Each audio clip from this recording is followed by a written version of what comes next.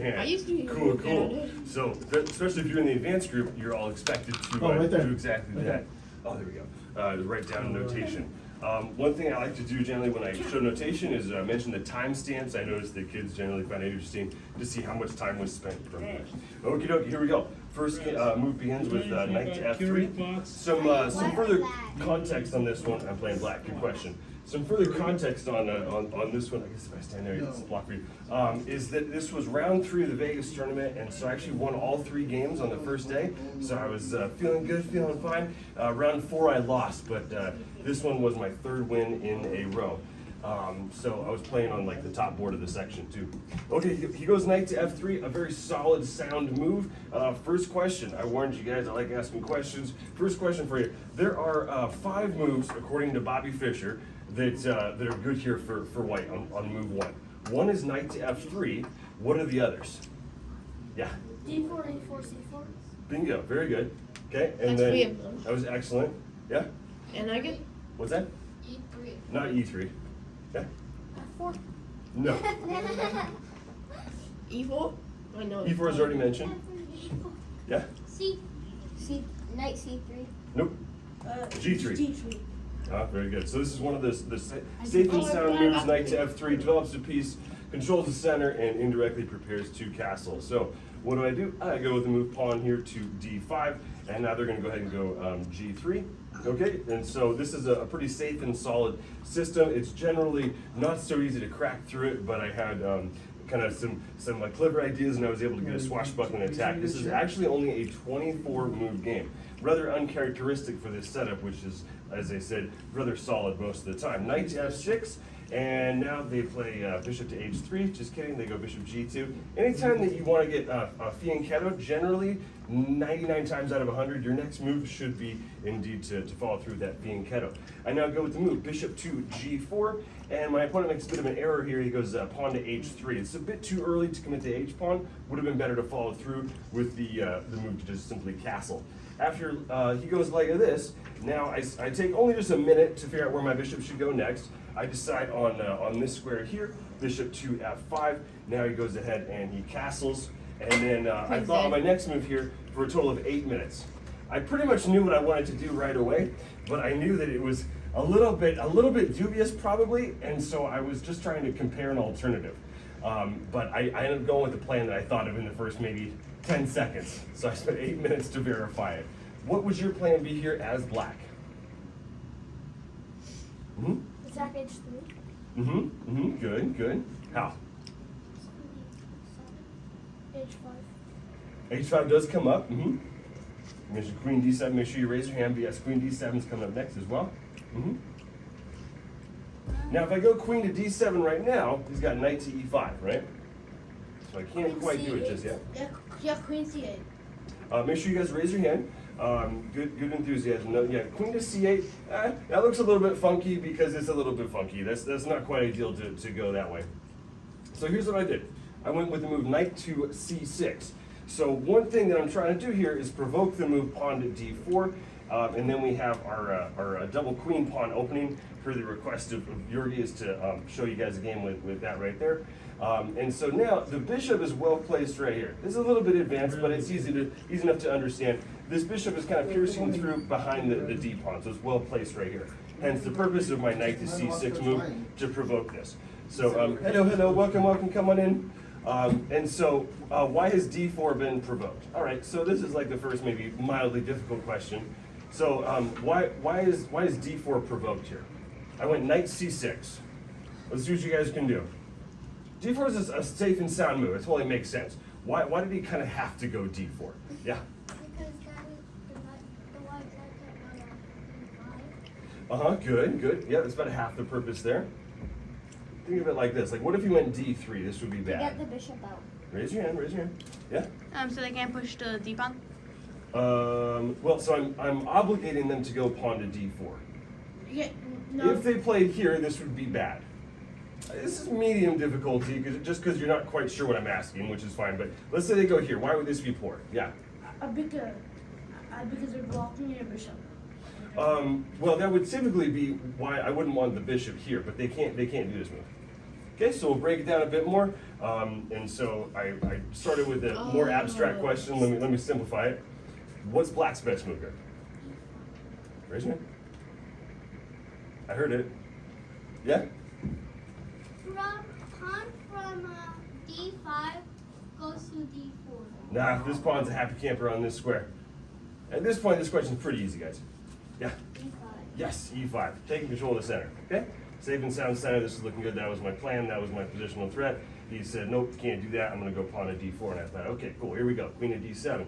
Again, I was aware that this is probably a little bit dubious, but I just couldn't resist. I saw a lot of potential to attack right here, and I went for it. The threat is clear. It's to attack this H3 pawn, hence my aforementioned comment about why H3, when he did it, was a bit too early. So, how's he going to defend this pawn? He's just going to go king to H2.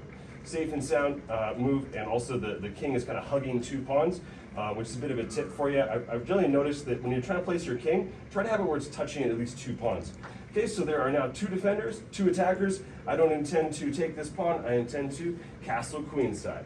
So again, I keep saying this, but I was a bit hesitant to do this plan because it just seemed a little bit overly optimistic. You generally can't pull this off against this opening, but here it worked, and it worked really well. He goes pawn to A4, and I said, your attack is no match for my attack. Pawn to H5, and the race has been set. I'm attacking the queen side. I'm attacking the king side here to go for his king, and he is attacking my king over here. Big problem, though, for him is that I've got a lot more fighting units already ready to go than he does. It's sort of an easy count. I got what? 1, 2, 3, 4, 5 pieces in the vicinity here. He has, 1. So I think I got a bit of a lead. As it turns out, A4 was a critical mistake, but I digress. So after H5, now he goes with the move, pawn to H4. Okay, and so this move right here creates a big hole on this square here, G4. Magnus Carlsen said he's hesitant to push pawns because he's worried about this square that you won't be able to protect anymore. And so I exploit that right here and go with the move knight to G4 right away. And so at this point now I've got 45 minutes on my clock. Up to this point, I've spent 21 minutes on my moves. What's the longest game you guys have ever had? Hopefully. Yeah. 4 hours. Wow, okay, very nice. Yeah. 1.5. Very nice. You guys are some advanced players, huh? No, 1.5 hours. Very nice. Good. So this game here was about 2 hours, 2 hours plus. And so if you're doing it right, there's plenty of things to be thinking about. Because again, chess is about decision making and problem solving. This one right here, that's a bit of an easy move for me because that's just a great square for the knight. He retreats now to G1, and I go ahead and send it and take over the center with the move pawn to E5. Okay, how many attackers does white have on the square E5? Show me the fingers like this. If you think he's got 1, go like this. 2 like this. If you said 2, you are correct. Very good. How many defenders does black have? Once again, if you said 2, you are correcto mundo. Both knights are defending right here. It's 2 on 2, so I am safe to go ahead and make that move. Now I take this way. He takes this way here. I now go with the move. Knight captures back leg of this, and then this is where he began to really err. He really kind of underestimated the danger that was being imposed right here and didn't recognize this would be a great opportunity to trade. Since he's just no match for my attack, he should be kind of trying to trade down the pieces because he can perhaps find salvation in the end game where my lead in development doesn't matter quite as much. He doesn't do that. He goes right here. Knight B to D2. Okay, so after this one here, how would you proceed in attacking the king here? Let me give you a hint. We're definitely not looking to take. I don't want to trade pieces. I want to rip open some files.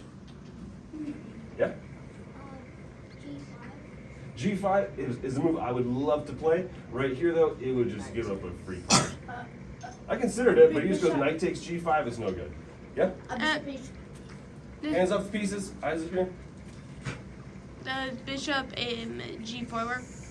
Bishop G4, what does this do? I'll tell you, a whole lot of nothing. I want an open file. Give me an open file right here. G5 was close, just not here. Yeah? F6. F6, you got it, correcto mundo. I'm getting ready for the move, pawn to G5. So after this one here, now he goes with the move, knight to B3, And again, it's just like not even a contest at all. Like my attack is about 8 tempi faster than his. I have a landslide advantage here. So after he goes knight to b3, again, there's really just no threat. Like he's quite a few moves away from having a comparable attack to mine at this point. I'm in a dominant position already. I proceed with the move bishop to h3, and now he goes to move knight f to d4. Once again, erroring. He really should just be going for some trades. Okay, I now go with the move pawn to g5, looking to rip open some files, and then he's going to take here on c6. Okay, how should I take back? Pawn. Pawn. Definitely going to be taking this guy right here. Make sure you raise your hand to mention a comment. So if you want to take with the pawn, make a little pawn hat like this. If you want to take with the knight, do like a big knight nose like this. If you want to take with the queen, do a pokey hat like this. Yet? No, but yet. How do you take it? If you said knight, you are correct. Okay, so I don't want to break my pawn shield. Plus, I'm looking to keep my square on the spot here on d7. So I bring back the knight.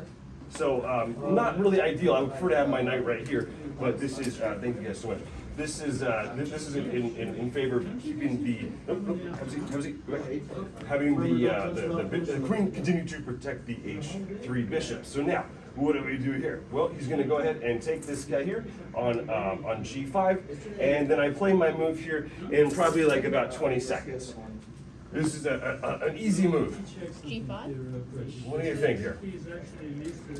Black to move. Give you a hint. I'm looking to rip open some files. If you want an attack, you got to have some open lines of attack. Yeah. Pawn to h4. Nailed it. So, question for you. So why not take this pawn right here? This is correct. This would be incorrect. Because then the bishop. No. I asked him. Because then the bishop will take it. And then why is that a problem? Because then your rook is under attack. Kind of.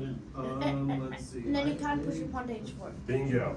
So now h4 will be met by bishop takes. So I don't want to concede control of h4, and so I go ahead and send my pawn right into h4 immediately, looking to leverage this rook. Okay, so we are on move 16. The game is over in 8 more moves. Okay, so now he's going to go with the move queen to d3. I now spent 5 minutes in this position right here. Not exactly sure why. The game was kind of a while ago. I play the most kind of intuitive, obvious move right here. I just take. Let's see here. Maybe I was considering takes on g2. I'm not quite sure. But yeah, 5 minutes spent. I now have 22 minutes remaining on my clock after taking on g3. Okay, and so then how are they going to take back? They're going to use their queen. They're trying to kind of huddle up and offer some defensive opportunities for their king side. After this, they indeed seem to have some pressure against this bishop right here. But let's count it up. How many attackers do they have on this bishop? Show me in with your fingers. If you said 2, you are correct. How many defenders do I have? Once again, the answer is 2 right here. So this bishop is safe and sound, and I don't necessarily need to move it on this turn. So 2 on 2 is perfectly fine. There's no threat being made right there. So what do I do next? I develop the sleeping piece. Which piece has been sleeping? There's a piece that's been hitting the snooze button all morning. It is time for him to get into the action. Yeah. You got it. Where's that going? Was here in the morning yesterday. That's You got it. Exactly right. Bishop to d6. And so now I've got both the bishops working together. I've got the queen, the rook. It's a full house. After this one right here, he's going to go with the move pawn to f4. And so now I have the H file open, but I want it all. I want the G file open as well. So I go ahead and grab here on the G5. After doing this, he's now going to take on H3. Okay, and so then I have the choice. I can take back either with the rook or the queen. If you want to take with the queen, do like a little queen hat like this.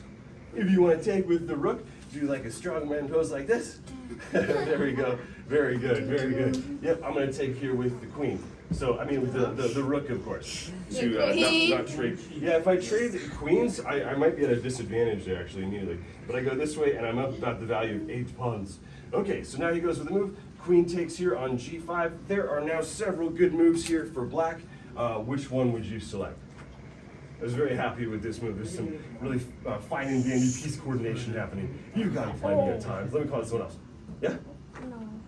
Okay, go ahead. Queen H7. Queen H7 is exactly right. What's that move do, bud?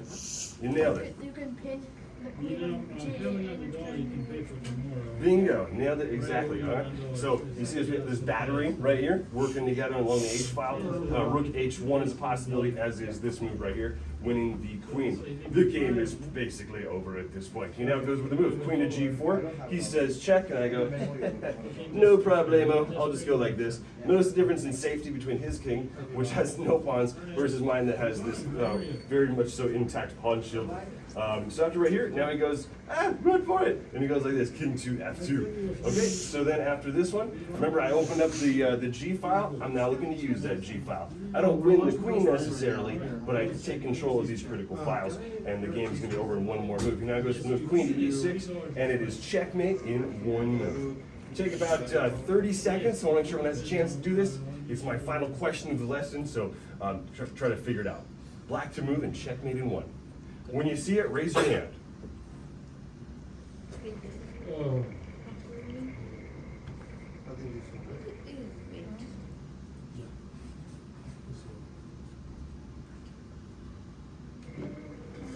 Thank you guys so much for just raising your hands and not blurting out. I want to give everyone a chance to see it. Final question.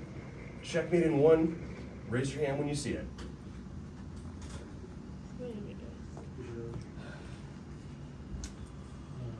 What kind of pizza? Cheese.